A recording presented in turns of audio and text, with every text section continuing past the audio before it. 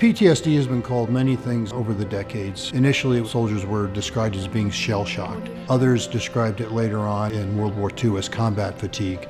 And we really didn't start recognizing post-traumatic stress disorder until probably the 80s or the 90s, and the real impact that it had on our soldiers and airmen and sailors when they came back from a combat environment. In 2007, there was a report published by the then George W. Bush administration called the Report on Wounded Warriors. And the statistic that shocked me was that less than a third of the returning veterans from Afghanistan in those days and Iraq who had PTSD would ever pursue treatment at the VA. The other statistic that was staggering to me was the number of veterans returning from Iraq and Afghanistan that was in those days projected to be something like 500,000 people, and only a third of them getting treatment. That's a horrible statistic, but when you consider that it's magnified many-fold against the family members, so we might be talking about millions. The impact that it has on the individual is significant. It can be depression, isolation, substance abuse, anxiety, lack of concentration. All of those are tied back to some incident or trauma that occurred previously. We discovered that the veterans who were eligible for PTSD treatment, those that weren't going to the VA, weren't going because there was a bias in those days against the kind of care they would receive there, but mainly it had to do with a fear that their going to the VA would be in their permanent record and potentially jeopardize their military careers or their military benefits. I think there's a natural tendency amongst veterans. You want to be tough. You want to battle through this like any other adversity that you might face.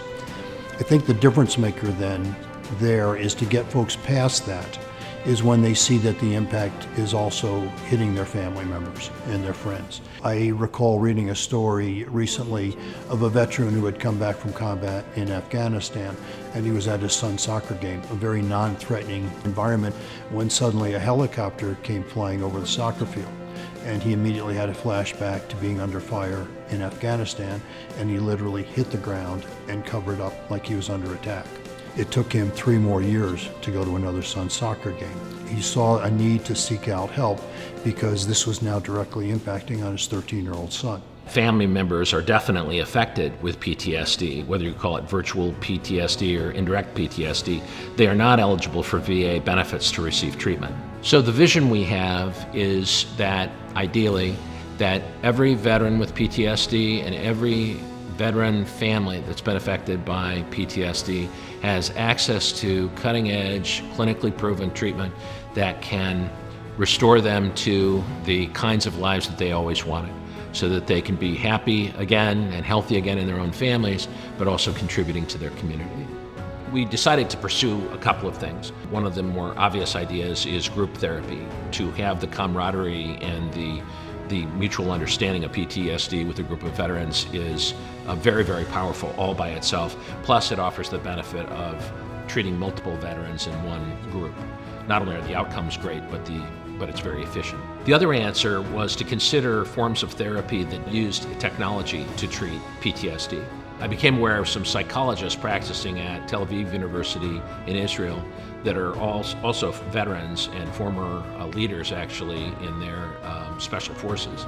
And these psychologists have been studying another form of therapy that was computer-based, which would allow us to treat multiple veterans very, very effectively, but through a computer application versus with a therapist. And this offered us not only really effective results, but also much better scale and cost effectiveness.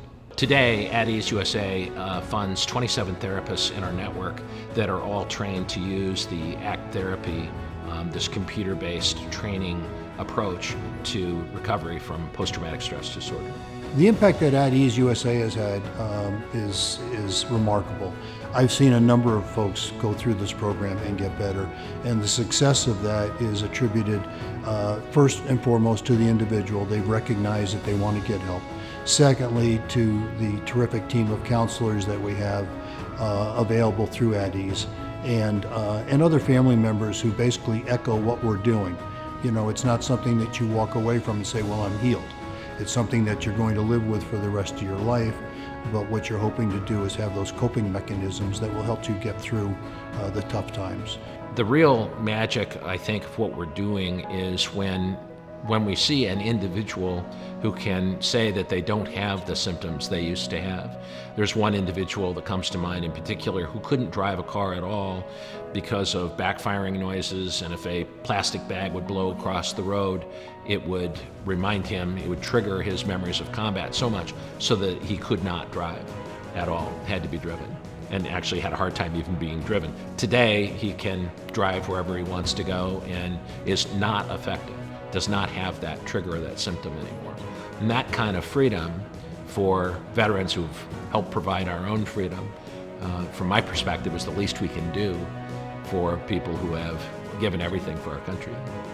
I think within our community now, we are recognizing, even old-timers like me, that seeking out help is not a weakness, it's actually a strength, because you're recognizing that you need help, and you're doing it for all the right reasons. It's okay to talk about this, it's okay to go out and seek help, and it's okay to get better and rely on others to help us get better. It's a matter of just picking up the phone or texting or sending an email and saying, "I'm ready, help me."